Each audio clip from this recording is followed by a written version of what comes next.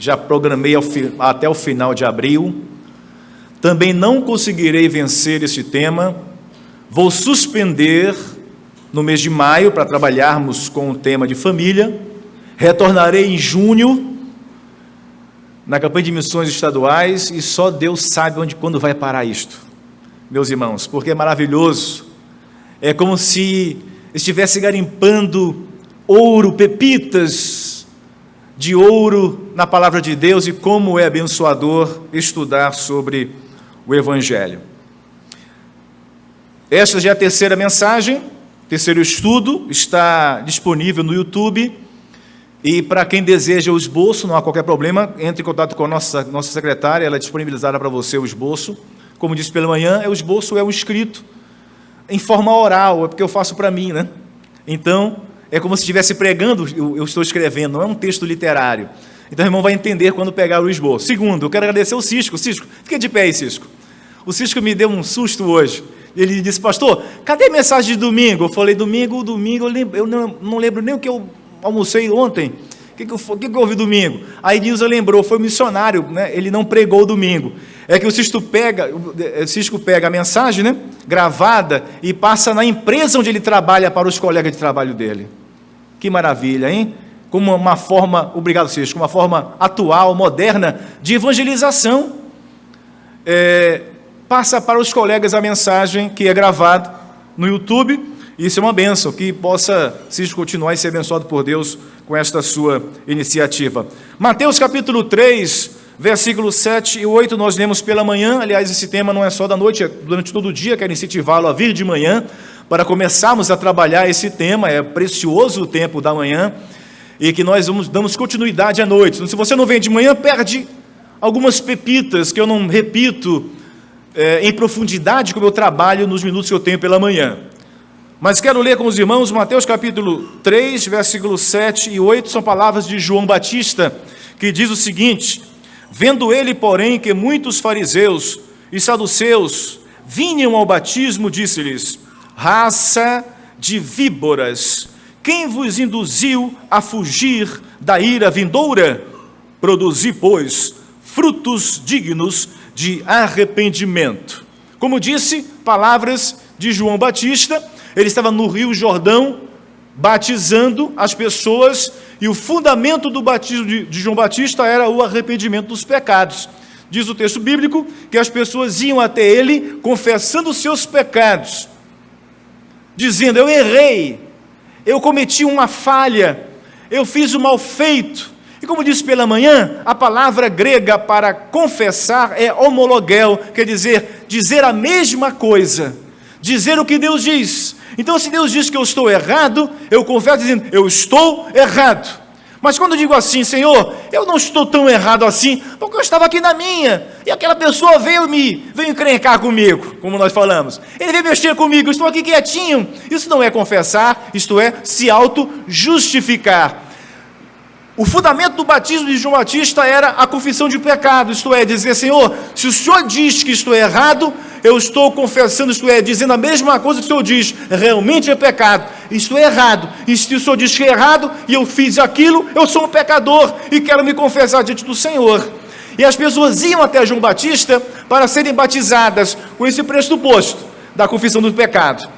Só que João Batista viu um grupo de pessoas, diz o texto que nós lemos, que eram fariseus e saduceus, religiosos, judeus, que iam até João Batista para serem batizados também. João Batista olha para ele e diz assim: raça de víboras. Que contundência, que coragem. Por isso tenho dito que nós, como igreja batista, evangélico não gosto. Hoje estava tomando meu cafezinho da tarde, e passando pela TV alguns programas, encontrei um homossexual que estava cantando um cântico que inclusive cantamos hoje aqui, se eu não me engano. E aí alguém perguntou: você, que religião é a sua? O que ele respondeu? Eu sou evangélico. Um homossexual. Por isso que eu não gosto do nome evangélico. É evangélico, mas não é discípulo de Jesus, não é seguidor do mestre, porque quem é seguidor do mestre não é homossexual, mas evangélico é. há pastores homossexuais, há igrejas de homossexuais que leem a Bíblia. Portanto, eu não gosto muito dessa palavra evangélico. Eu gosto da palavra cristão ou discípulo de Jesus, aí sim está correto. João Batista olha para aquelas pessoas e diz assim: olha, vocês são raça de víboras. Vocês, isto é, são traiçoeiros. Vocês estão travestidos de cristãos. Vocês estão travestidos de discípulos. Vocês estão no mundo gospel. Vocês são evangélicos. Mas vocês querem se batizar. Mas falta uma coisa a vocês: falta a confissão de pecados. Ele perguntou para aquelas pessoas: quem vos induziu a fugir da ira vindoura? Quem enganou vocês, que vocês vão fugir do inferno por irem para o batismo, que na verdade não será batismo, será um banho, porque aquele que vai às águas batismais, não arrependido dos seus pecados, toma banho. Então toma em casa, não toma na igreja, nem no Rio Jordão. Mas o batismo será quando você confessar o seu pecado. Este é o trajeto do pecado, este é o sentido do erro. Eu me arrependo, dou meia volta, não quero mais este caminho, não quero mais esta vida, e vou seguir um outro caminho, caminho da verdade, isto é, arrependimento. Por isso que, como tenho dito, as pessoas querem o Salvador do inferno, não querem o Salvador dos pecados, porque ninguém deseja ir para o inferno. Não, pastor, eu não quero ir para o inferno. Querem o Salvador do inferno, não querem dos pecados, porque não querem abandonar a sua vida mundana, não querem abandonar os seus erros, querem que Jesus as salve do fogo, do lago de fogo, do ranger de dentes, mas não querem serem perturbadas na sua individualidade, não querem ser invadidas na sua privacidade, mesmo que pecaminosa. João Batista diz: quem vos enganou? Quem enganou vocês que usaram o nome gospel, usaram o nome evangélico, quer dizer salvo? Quem enganou vocês por simplesmente carregarem uma Bíblia debaixo do braço? Quem enganou vocês a darem certas quantias de dinheiro na igreja? Quem enganou vocês a cantar alguns hinos e achar que estão salvos? Quem enganou vocês achando que vocês vão fugir da ira futura? E ele termina dizendo: produzir, pois, frutos dignos de arrependimento. O pressuposto do batismo é o arrependimento. Quero conversar com os irmãos sobre a natureza da fé salvífica. Nós sabemos, irmãos, que a pregação do Evangelho tem sido fundamentada na fé em Cristo Jesus. Todo o esforço, todo o empreendimento evangelístico é no sentido de levar as pessoas a crer em Cristo. Este é o fundamento da pregação do Evangelho. É o fundamento do Evangelho, é a fé em Cristo Jesus. Mas nós, como já vimos domingo retrasado, nós temos certas manifestações falsas de fé. Nós vimos como personagem Simão, diz o texto de Atos capítulo 8, que Simão abraçou a fé, foi batizado, seguiu os apóstolos e, no entanto, não era nada de cristão. Pedro diz para ele assim: olha, não tens parte nesse ministério. Você quer comprar o poder de Deus. Esta é uma fé interesseira. Quantos há nas igrejas que manifestam este tipo falso de fé, a fé interesseira? Estão ali porque querem em troca alguma coisa, que estão vendendo a elas. Elas estão ali para obter essa bênção, obter este troco da fé ou daquilo que empreendem. A fé histórica, vimos domingo passado, é um tipo falso de fé. Você conhece as histórias da Bíblia, você conhece a história do Velho Testamento, você conhece os personagens bíblicos, mas não passa disso. Apenas conhece uma fé histórica, como o personagem que vimos, o rei Agripa. Paulo perguntou: conheces os profetas, rei? Bem sei que conheces. Há muitas pessoas que se contentam com esse tipo de fé, mas essa fé não salva. Simplesmente conhecer as histórias bíblicas não salva ninguém. É um tipo falso de fé que muitos estão manifestando.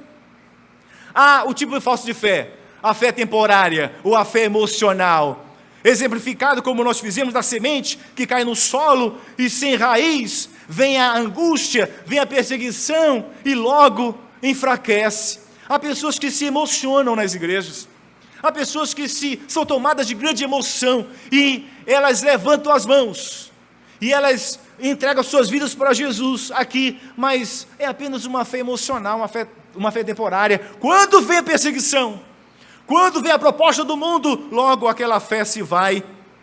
Há o tipo de fé também falsa, a fé por milagres. Eu estou aqui para obter o meu milagre, eu estou aqui para obter a minha bênção, eu estou aqui para obter aquilo que vim buscar. É a fé por milagres. No capítulo 2 de João, no final deste capítulo, as pessoas, diz o texto, que creram em Jesus. Está dito ali, textualmente, as pessoas creram em Jesus, mas também está escrito que Jesus não se confiava a eles, porque bem conhecia a todos e sabia o que era a natureza humana. Creram em Jesus por causa do milagre da transformação da água em vinho. Uma fé por milagres é uma falsa fé. E por fim vimos a fé diabólica, uma fé que até o diabo tem. É o que diz Tiago no capítulo 2, tens fé em Deus? Fazes bem, porque até os demônios creem e tremem.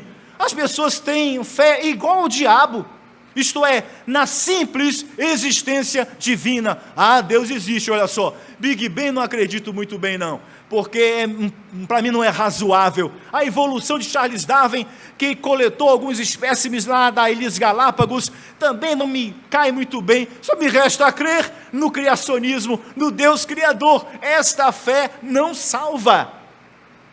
Meus irmãos, portanto, constitui um grande erro considerar que pessoas que exercem esses tipos falsos de fé são realmente salvas.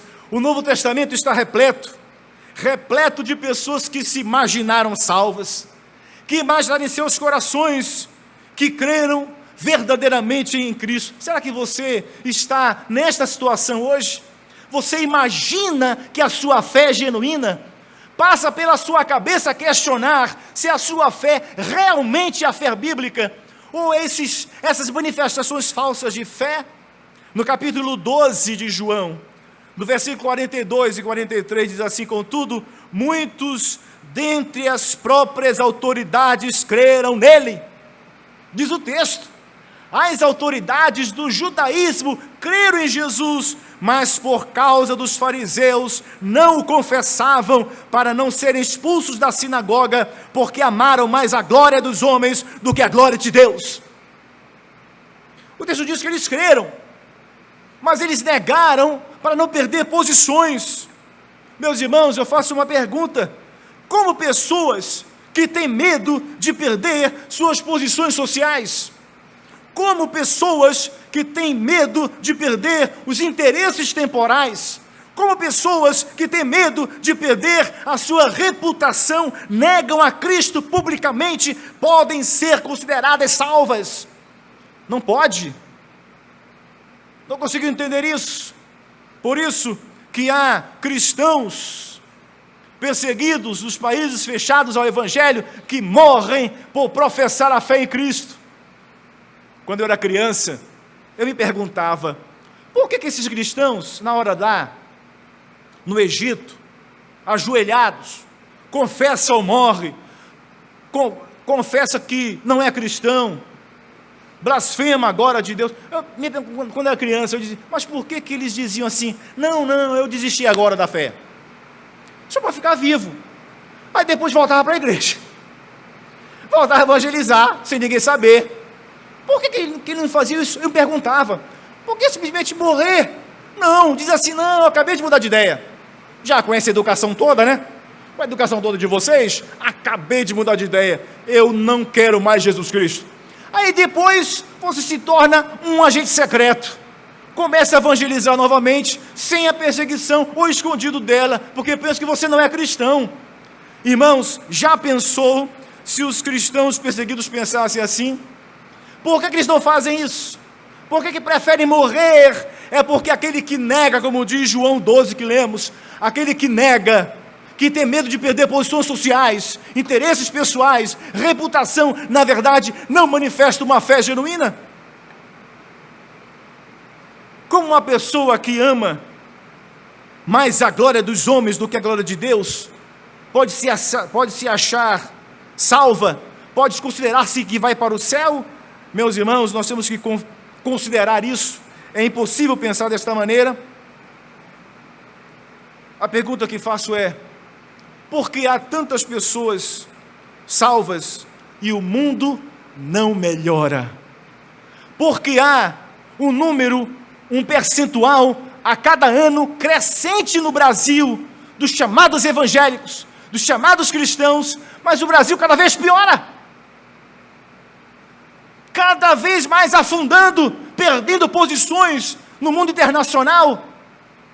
Por que não há voz profética dos nossos chamados missionários no parlamento brasileiro? Por que não há voz profética da igreja combatendo? Porque os profetas da Bíblia combatiam o mal e o erro da nação, diziam: isto está errado, isto é pecado, Deus não aceita isso, mas a igreja calou-se. E os nossos parlamentares evangélicos, não vejo nenhum falar em favor da verdade de Deus e da palavra de Deus, porque todos se calaram. Meus irmãos, por que há tantos evangélicos, as pessoas, entre aspas, salvas no Brasil, e o Brasil cada vez mais afundando na lama do pecado? Tem uma resposta clara. Há 3 tipos de pessoas no mundo, e o Brasil não fica de fora disso. Há aqueles que se opõem veementemente, aqueles que se opõem diametralmente, aqueles que se opõem contundentemente a Deus e ao seu Filho bendito. Esta é a maioria das pessoas.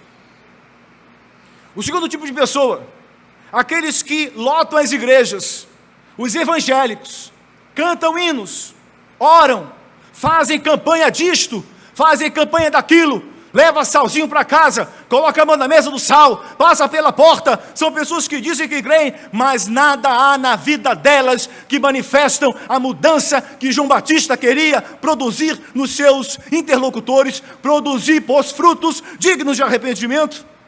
Não há na vida dessas pessoas nada que manifesta a mudança de vida. Meus irmãos, desejam tão somente as bênçãos do serviço social celestial, só querem comprar a Deus, só querem o lote do céu, só querem as bênçãos, só querem o Salvador do inferno, não dos pecados. Esta é uma grande parcela dos brasileiros. E é um terceiro e último tipo de gente no Brasil e no mundo, um pequeno grupo que é chamado em Mateus capítulo 7, da porta estreita. São aqueles que negam a si mesmo, que estão carregando a sua cruz, que estão seguindo a Jesus. Estes entram pela porta estreita. Este é um pequeno grupo. Não se engane, Jesus não disse que passará uma multidão pela porta estreita. Não se engane. Não se engane quando a Bíblia diz que Jesus vai vir buscar a sua igreja, nem pisará mais dessa terra de tão corrompida que ela está, e estará muito mais. Não se engane, porque a Bíblia diz que o amor de muitos vai diminuir, acabar. Não se engane, porque as profecias vão se cumprir. Por isso que a Bíblia diz: aquele que é limpo, limpe-se mais. Aquele que é imundo, suje-se mais. Nesta época de peneirar os salvos, Deus vai estar limpando os verdadeiros ramos que dão frutos e cortando aqueles que estão secos. Meus irmãos, são os que seguem a Cristo, são os que estão morrendo por Ele, são aqueles que abandonam a vida errada. Somente a fé verdadeira pode salvar o pecador dos seus pecados e garantir a entrada no céu. Somente a fé verdadeira. Mas, pastor, agora eu estou confuso. Que fé é a minha? Em que eu estou depositando minha fé? Que tipo de fé é a minha? Só você pode dizer. O que eu quero dizer agora, quero trabalhar com você agora, é sobre que tipo de fé é esta que salva. Que natureza de fé é esta que leva a pessoa para o céu e que arranca do mal, das trevas, que arranca o mal do meio dela e a transporta para o reino do Filho do seu amor? Que fé é esta? Para entender a natureza da fé salvífica, é preciso, irmãos, compreendermos a definição bíblica da natureza da incredulidade. Estamos falando de fé. Então, para entender a fé, é preciso que eu passe um pouco pela incredulidade, que é basicamente a mensagem de hoje. O que é fé? O que é o antônimo de fé? É a incredulidade. E o que nós pensamos acerca disso? Pensamos que fé é acreditar. O contrário de fé é fracassar em acreditar, não é isso? Eu não consigo acreditar em você. É isso que as pessoas pensam, que fé salvífica é isto. Acredite em mim, eu não consigo acreditar em você. Isto é, eu fracasso em acreditar em você, isto é, a não fé é o fracasso do assentimento do coração em acreditar numa pessoa que ela está falando a verdade para mim e para você. Portanto, devo dizer uma coisa que está na palavra de Deus: a incredulidade é muito mais que um fracasso em aceitar a verdade de Deus. A incredulidade é muito mais, para não dizer que não é o fracasso em simplesmente aceitar a verdade de Deus. Pastor, o senhor está falando isso aí, essas coisas para mim, mas eu não consigo acreditar. Me dê mais um tempo. Eu não consigo acreditar nisso. As pessoas pensam que incredulidade é isto. Biblicamente, devo dizer que a Bíblia retrata a incredulidade como um princípio violento de oposição a Deus. Incredulidade não é o fracasso em acreditar. Incredulidade é um princípio violento de oposição à divindade. Incredulidade, portanto, é muito mais que simplesmente deixar de crer na palavra de Deus, na verdade de Deus. Vou lhe dar uma informação exegética. O substantivo grego para incredulidade, no Novo Testamento, é traduzido como incredulidade e como desobediência. Escute bem isso. Vou já passar para o verbo. O substantivo grego para incredulidade é traduzido na Bíblia não apenas como incredulidade, mas como desobediência. Veja aí em Efésios capítulo 2, versículo 2, que diz: Ele vos deu vida, estando vós mortos em vossos delitos e pecados. Quem são essas pessoas? Os incrédulos, não é isso? Os ímpios, os que não têm Deus, os que fracassaram simplesmente em crer na verdade de Deus? Não. Diz o texto: Ele vos deu vida, estando vós mortos os vossos delitos e pecados, nos quais andastes outrora, segundo o curso deste mundo, segundo o príncipe da potestade do ar, do espírito que agora atua nos filhos da desobediência. Incredulidade é um ato violento de oposição a Deus, é desobediência. Não é simplesmente, ainda não chegou minha hora de acreditar. Efésios capítulo 5 ainda, no capítulo 5, verso 5, de 6 a 8 diz: Ninguém vos engane com palavras vãs, porque por essas coisas vem a ira de Deus sobre os filhos da desobediência. Portanto, não sejais participantes com eles, pois outrora eres trevas, agora, porém, sois luz do Senhor, andai como filhos da luz. Então, quem é que está nas trevas? Quem é que está na incredulidade? É aquele que está se opondo violentamente a Deus, o desobediente. O verbo grego para não crer é traduzido por não crer e também por não obedecer.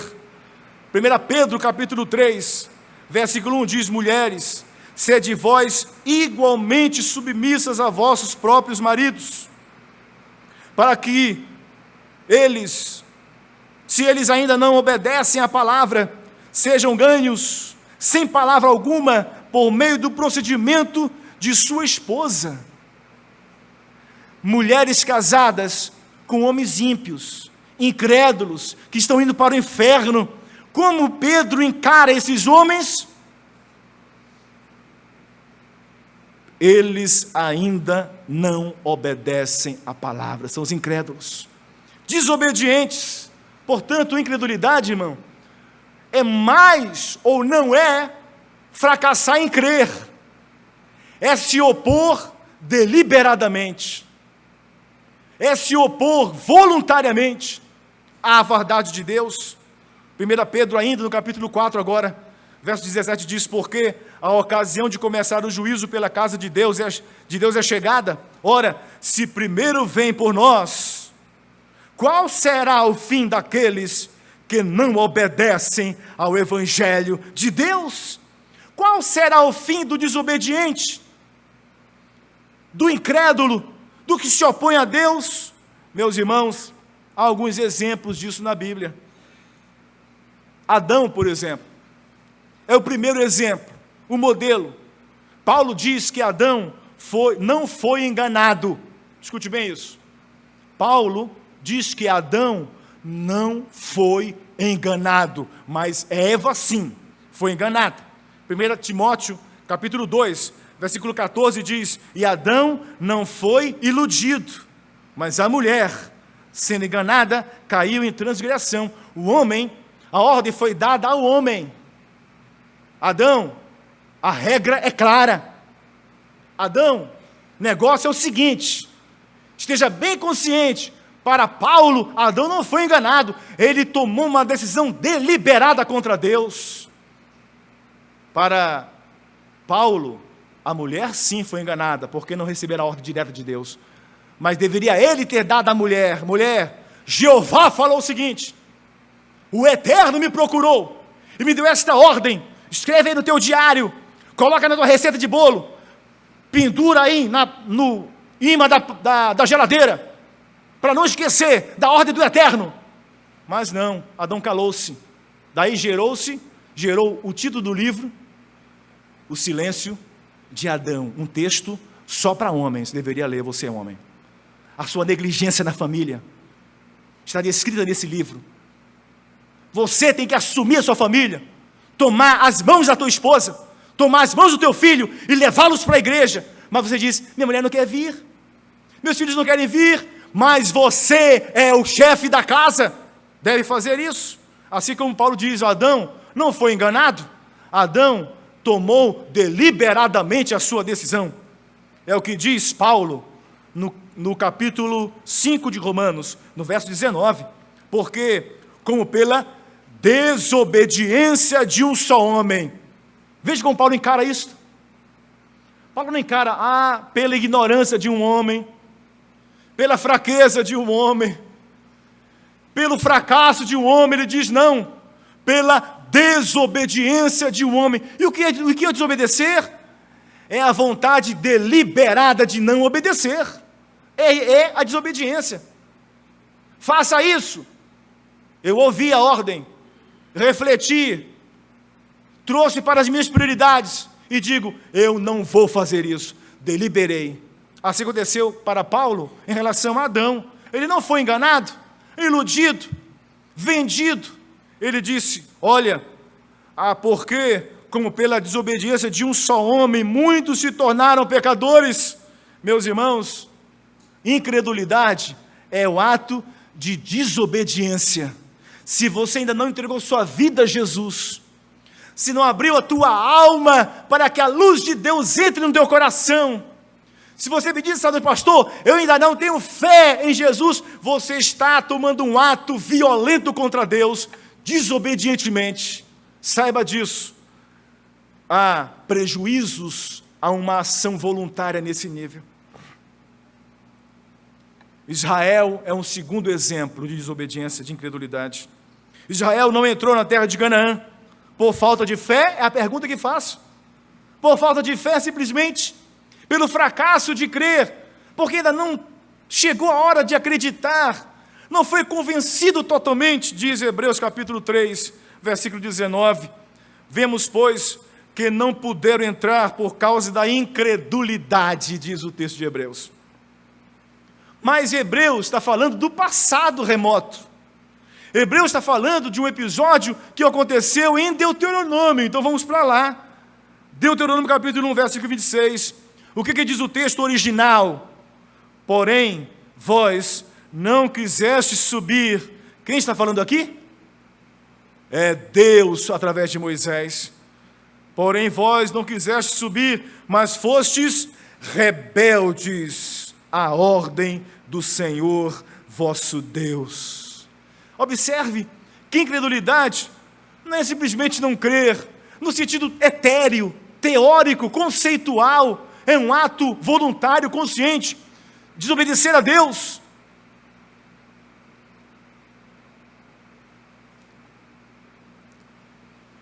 Eu sou um pecador como qualquer homem é.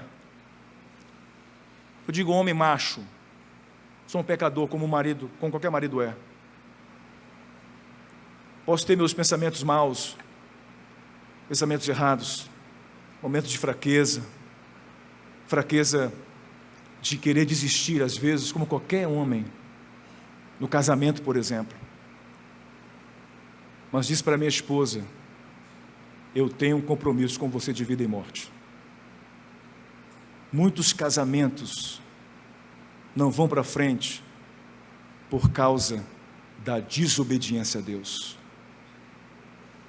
Eu tirei de Nilza da casa da mãe dela. Eu vou sepultá-la se ela morrer antes de mim, porque só ali estarei liberado.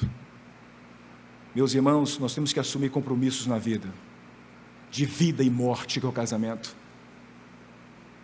Não há como caminhar na vida dessa maneira, em desobediência a Deus. Portanto, a incredulidade é a falta da obediência, da força, da coragem, do compromisso, de dizer: eu tenho um compromisso e acabou-se, ponto final, com Deus, com Cristo. Em Hebreus, o autor diz que por causa da incredulidade o povo não entrou em Canaã, mas Deus fala a verdade. Que incredulidade é esta? Porque fostes rebeldes à ordem do Senhor. Há muitos rebeldes que se acham salvos, há muitos obedientes que se acham que já estão com o pé no céu.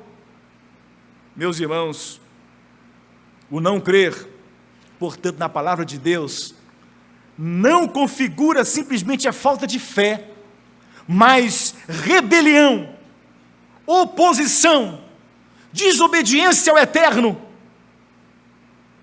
Falando do casamento, que eu comentei 10 anos agora com a Ednilza, voltando ao casamento, pensar, executar, me separar dela, que não seja pela morte, isto é, desobediência. Como é que eu posso me achar um salvo dessa maneira? Como é que eu posso me achar salvo? Se eu delibero desobedecer o eterno, meus irmãos. A natureza da incredulidade não é simplesmente conceitual de não crer, é um ato violento de oposição a Deus. Portanto, se você ainda não abriu o coração para Jesus Cristo, você está dizendo: eu deliberei me opor à verdade de Deus. Esta que a Bíblia diz. Portanto, a fé salvífica é o oposto, não de incredulidade. Observe isso então, pastor John. A fé não é oposto à incredulidade. A fé é oposta à desobediência. Irmão, está entendendo isso que eu estou falando? Irmão, está acompanhando o meu trabalho com o texto bíblico? Portanto, a fé não é o antônimo de não crer.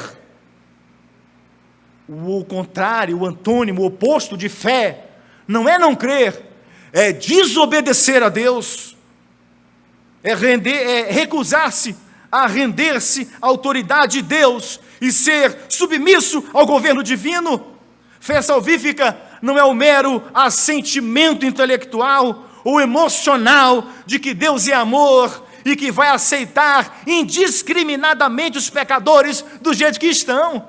Alguns pensam assim, ênfase muito no amor e pouco na santidade de Deus. Portanto, fé não é um sentimento intelectual, o emocional de achar que Deus é amor e vai me aceitar do jeito que eu quero ser, do jeito que eu sou. Isso não é fé salvífica. Para ser aceito por Deus, é preciso ir até Ele e abandonar toda a segurança própria. Isto é fé salvífica. Ir até Jesus e largar as amarras que nos prendem, as seguranças que nós criamos no mundo, sejam até de folclore popular, crentes que não deixam de passar o final do ano de branco. Não, pastor, creio em Jesus, mas o branco assim, o branquinho ajuda, não é possível que não ajude. Um branco é luz, o branco é pureza. Eu creio no poder de Deus, mas, pastor, uma nota de dólar, ainda mais nessa alta, traz uma bênção muito grande na minha carteira. Uma nota de dólar na carteira. Uma nota de $1 hoje está 13,40, né? 13,30 e pouco. Só vai trair bênção, pastor. Coloque na sua carteira também isto. Pastor, eu creio, não creio em visagem não, hein? Eu não creio em visagem não, mas passar pelo cemitério meia-noite, nem com nojo, como diz o morador de Parintins, hein? Nem com nojo mesmo. Meia-noite na frente do cemitério, Deus que me livre. Tem medo de gato preto. Crendice, folclore popular. Ora, meus irmãos, ir até Jesus é abandonar tudo isto e se lançar nos braços dele, abandonando toda a segurança própria. É o que diz Mateus, último texto que vou ler. Capítulo 11, versículo 28 e 30. Você conhece bem esse texto. Vinde a mim, todos os que estáis cansados e sobrecarregados, e eu vos aliviarei.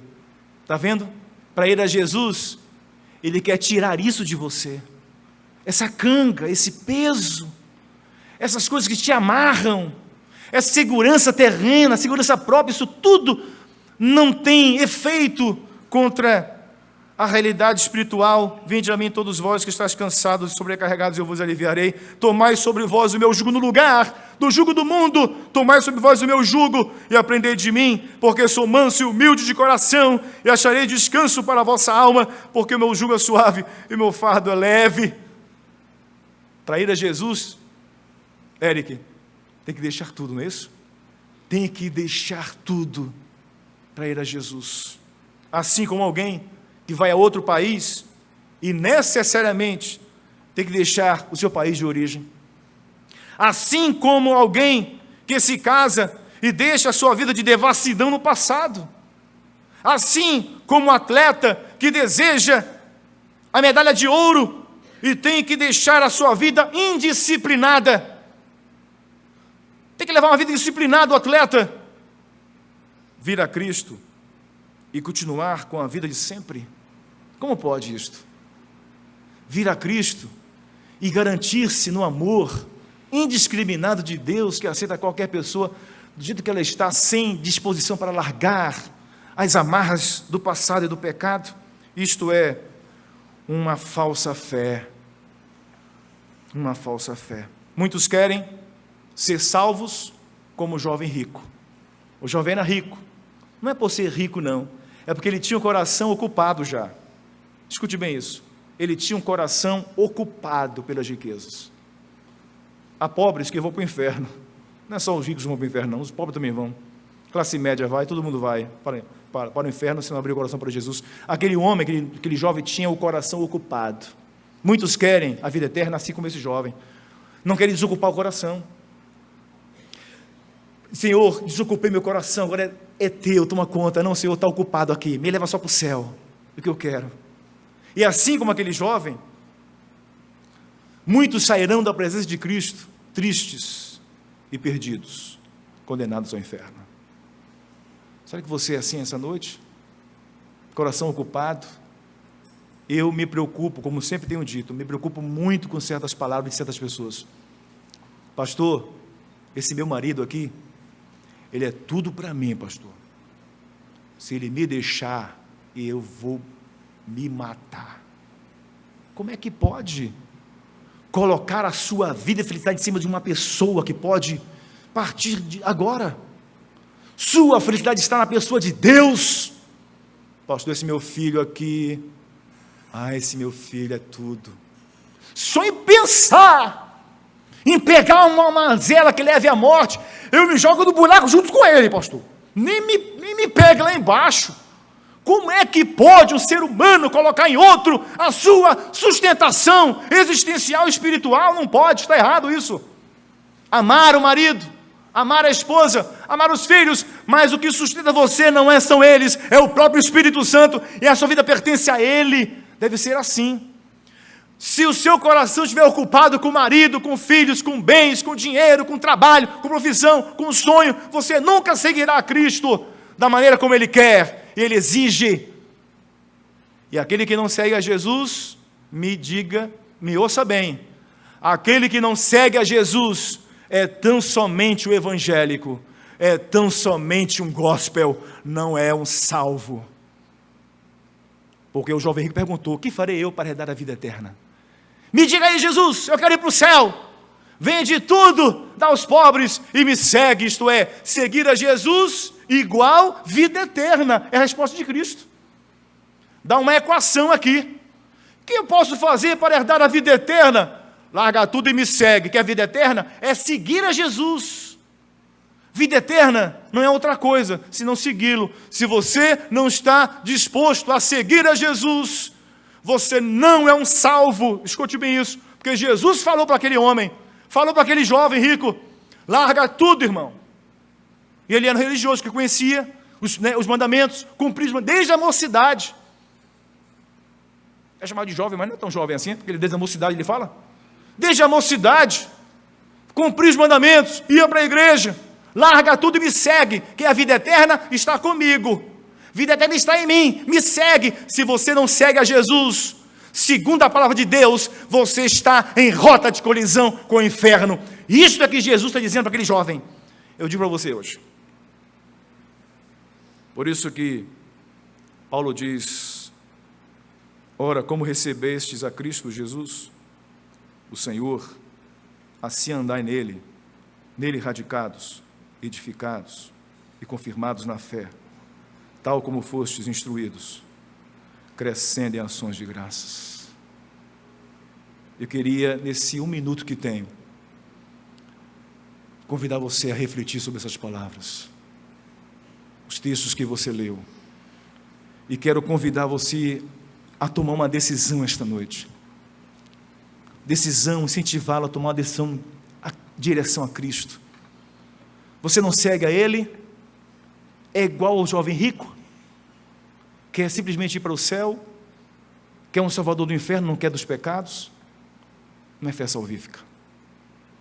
Fé salvífica, largue tudo agora e venha para Jesus. Quero convidar você a tomar essa decisão agora. Eu já batizei uma pessoa, meu recorde foi, aliás, era 62 anos. Já batizei mais idoso do que isso. 62 anos. Irmã Lloyd, hoje está na glória, e dizia: pastor, eu não tinha a convicção que tenho hoje. Fui levado ao batismo, mas tomei banho. Hoje reconheço a fé em Cristo. Desocupei meu coração, entreguei minha vida a Ele, eu quero me batizar.